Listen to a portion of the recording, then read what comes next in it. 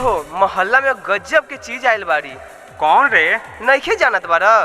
अरे कुछ ओकरा बारे में बताइब तबे नु जानम हो। का बताई भैया, आँख एकदम शराबी, गाल गुलाबी, और जब जीन्स पहनी तो हाय लगता कि करेजा पे कटारी चल जाई। अरे ऊ देखो, ए भैया देखो, एनही आवतारी हो, एनही आवतारी।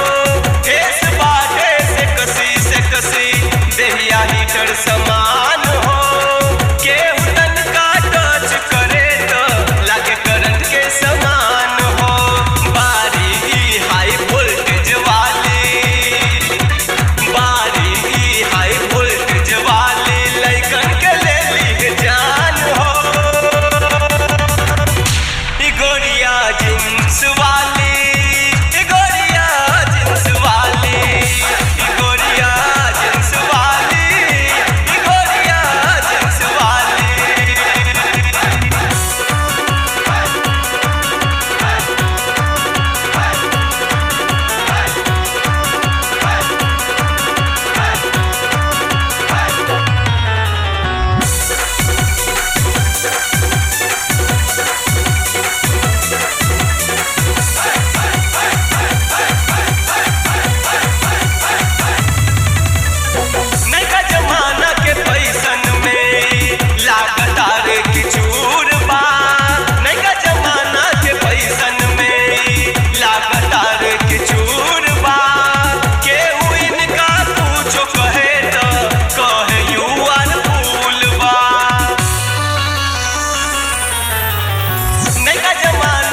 फैशन में लागता रे कि चूर बा नया जमाना के फैशन में लागता रे कि चूर बा केहू इनका कुछो कहे तो कहे यूर फूल बा अंग्रेजी में बात करे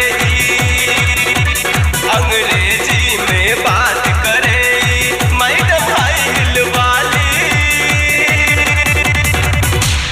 गोरिया जींस वाली गोरिया जींस वाली गोरिया जींस वाली गोरिया जींस वाली आँख बसरा